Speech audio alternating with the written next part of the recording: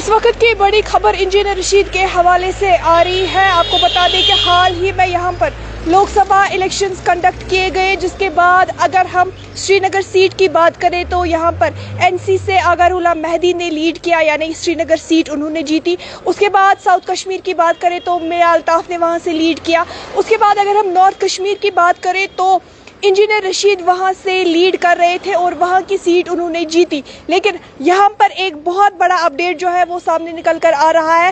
کل Patiala house court کی طرف سے ایک آرڈر پاس کیا جائے گا اور ففتھ کو وہ وہاں پر حلف اٹھائیں گے۔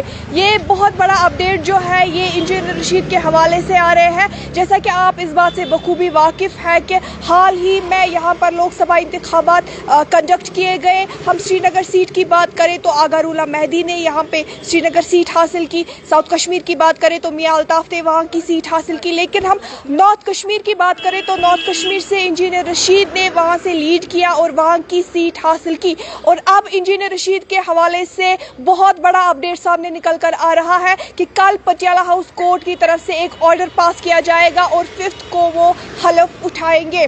اس بار کی لوک سبھا انتخابات کی بات کریں تو لوگوں کی کافی ساری امیدیں جو ہے وہ جڑی ہوئی تھی۔ اس بار لوگوں کا کہنا تھا کہ وہ کسی ایسے کسی کو چنیں گے جو ان کی بات کو پارلیمنٹ تک پہنچائے، یعنی کہ وہ ایسے کینڈیڈیٹ کو اس بار پارلیمنٹ تک پہنچانا چاہتے ہیں جو عام لوگوں کی آواز کو وہاں تک پہنچائے۔ تو وہی ہم نے دیکھا کہ انجینئر رشید ابھی بند ہی تھے، وہ جیل میں بند ہی تھے، لیکن اب کل پٹیالہ ہاؤس کورٹ کی طرف سے ایک آرڈر پاس کیا جائے گا اور ففتھ کو وہ حلف اٹھائیں گے۔ دیگر اپڈیٹس کے لیے آپ ہمارے ساتھ بنے رہیے اور دیکھتے رہیے تامل ارشاد۔